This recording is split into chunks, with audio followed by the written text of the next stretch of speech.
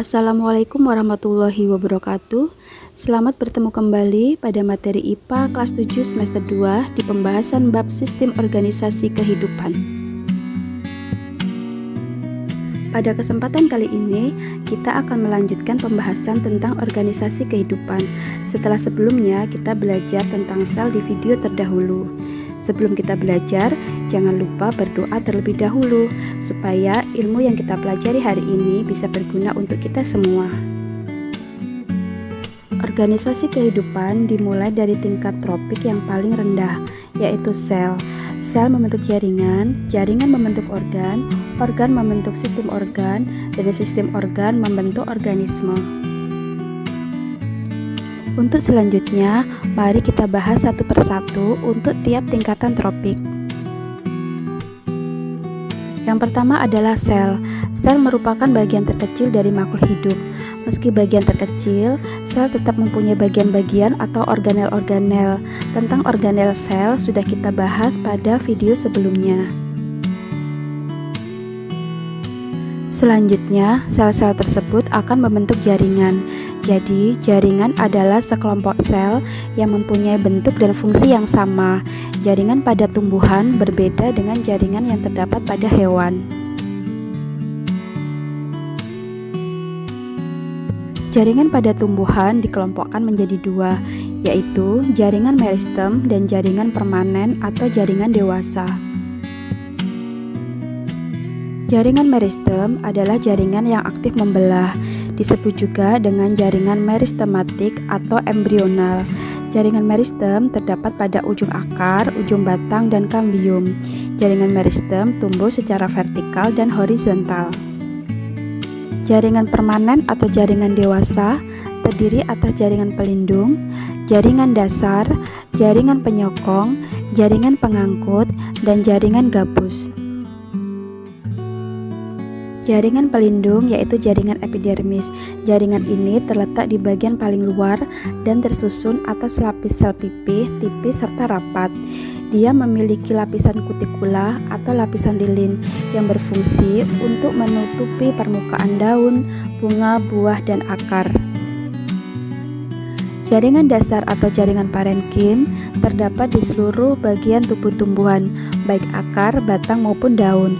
Jaringan ini berfungsi untuk menyimpan cadangan makanan, air, dan udara, serta tempat fotosintesis dan transportasi pada tumbuhan. Jaringan penyokong terdiri atas jaringan kolenkim dan jaringan sklerenkim. Jaringan kolenkim tersusun atas sel-sel yang masih aktif melakukan metabolisme karena terdiri dari sel-sel yang masih hidup. Jaringan ini berfungsi sebagai penguat dan penunjang organ tumbuhan muda.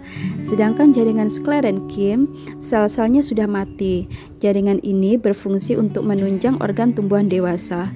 Contoh jaringan sklerenkim adalah tempurung kelapa dan kulit biji jarak. Jaringan pengangkut terdiri atas xilem dan floem.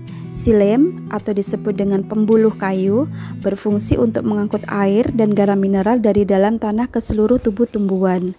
Floem atau disebut dengan pembuluh tapis, dia berfungsi untuk mengangkut hasil fotosintesis di daun dan diedarkan ke seluruh tubuh tumbuhan. Jaringan gabus merupakan sel pengganti epidermis yang telah mati. Jaringan ini berfungsi sebagai pelindung dan jalur transportasi air. Demikian penjelasan singkat tentang macam-macam jaringan penyusun tubuh tumbuhan. Selanjutnya kita akan membahas tentang jaringan yang terdapat pada hewan. Jaringan pada hewan terdiri atas jaringan epitel, jaringan penghubung, jaringan otot, dan jaringan saraf. Jaringan epitel terdiri dari sel-sel memadat yang tersusun dalam lapisan pipih. Jaringan ini berfungsi sebagai pelindung. Jaringan penghubung atau jaringan konektif berfungsi memberi kekuatan, bantuan, dan perlindungan pada bagian-bagian lemah pada tubuh. Contoh jaringan penghubung ini adalah tulang rawan. Jaringan otot terdiri atas otot polos, otot rangka, dan otot jantung. Otot polos atau disebut dengan otot halus melapisi dinding organ berongga pada tubuh. misalnya pada usus dan lambung. Otot rangka atau disebut dengan otot lurik terdiri atas serat-serat panjang yang kontraksinya menimbulkan gerak pindah. Otot ini melekat pada rangka atau pada tulang. Sedangkan otot jantung merupakan otot yang membentuk organ jantung. Jaringan saraf adalah jaringan yang terdiri atas sel-sel saraf atau yang disebut dengan neuron. Jaringan ini berfungsi sebagai penghantar impuls saraf elektrokimia. Ingat ya, jadi jaringan adalah sekelompok sel yang mempunyai bentuk dan fungsi yang sama.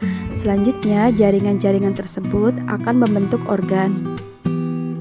Organ adalah kumpulan jaringan yang mempunyai fungsi dan tugas yang sama. Misalnya adalah organ hati, organ jantung, dan organ lambung. Sedangkan sistem organ merupakan bentuk kerjasama antar organ untuk melakukan fungsinya. Misalnya, sistem pencernaan, sistem pernafasan, dan sistem reproduksi.